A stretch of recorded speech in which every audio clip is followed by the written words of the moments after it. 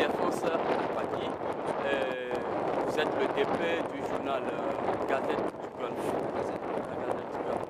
Alors, quelle lecture faites-vous en tant qu'homme de médias et à tout ce qui se passe sur le plan politique, social et économique? Oui, mais d'abord, je vais commencer par ce qui me concerne en tant que journaliste.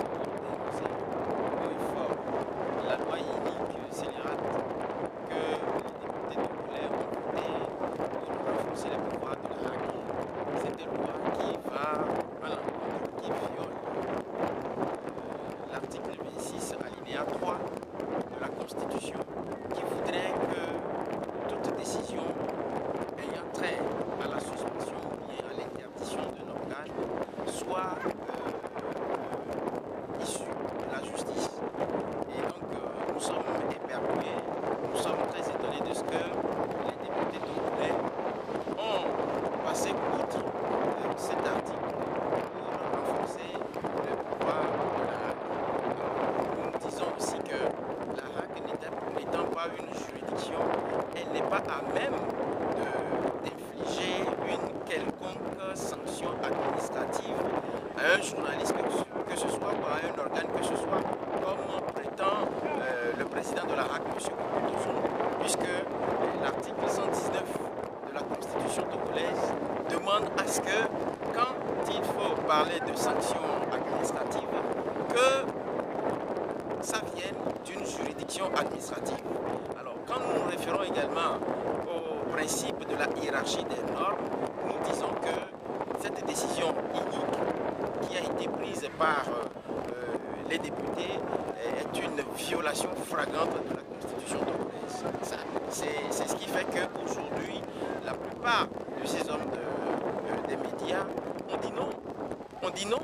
Et vous devez constater que cette semaine même, il y a eu une série de manifestations qui a commencé le mardi avec une journée presse morte, le mercredi avec le port de la couleur rouge pour démontrer notre mécontentement, pour dire que la presse est en danger au Togo.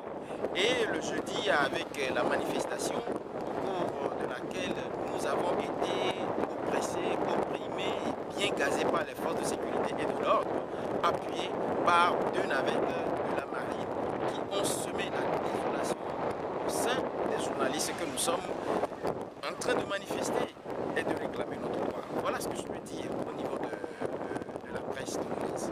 Sur le plan politique, vous voyez que depuis un certain moment, les politiques de l'opposition ont, surtout à travers le CST, déposé une plateforme et qui fait la synthèse des mots dont souffre le Togo. Depuis lors, le chef de l'État, en tant que garant de la continuité de l'État et en tant que président de la République, n'a daigné inviter ces hommes politiques pour qu'ils se penchent sur ces problèmes réels de l'État togolais pour que le marasme dont souffre le Togo et les Togolais connaissent un dénouement heureux, connaissent une solution, mais des solutions idoines pour que ce pays sorte de la mer.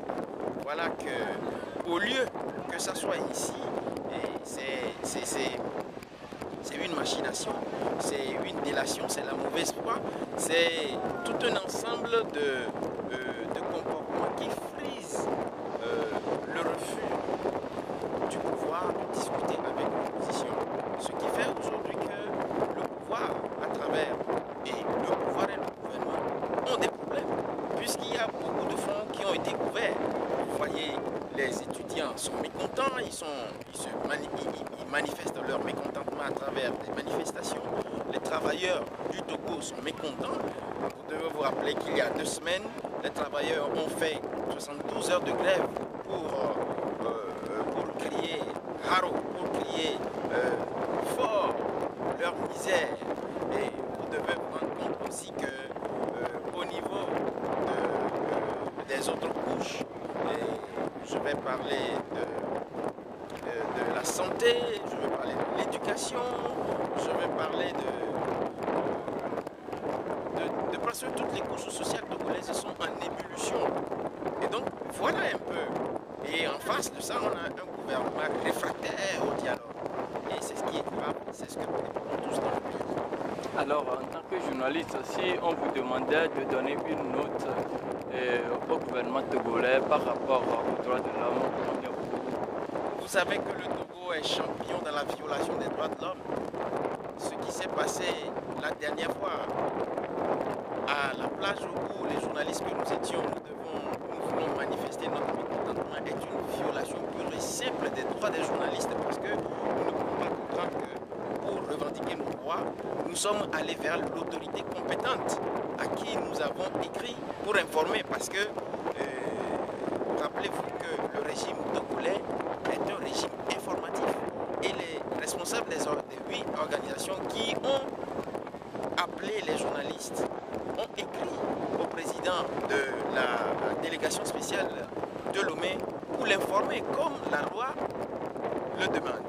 Mais nous étions très éperdués de voir que au lieu que nous soyons encadrés, protégés par les forces de sécurité, ce sont ces mêmes forces de sécurité qui ont tiré sur nous des gaz et des grenades lacrymogènes et plus, et pire encore, des balles en caoutchouc. Donc c'est une violation pure et simple des droits. Le Togo ne mérite que 2 sur 10.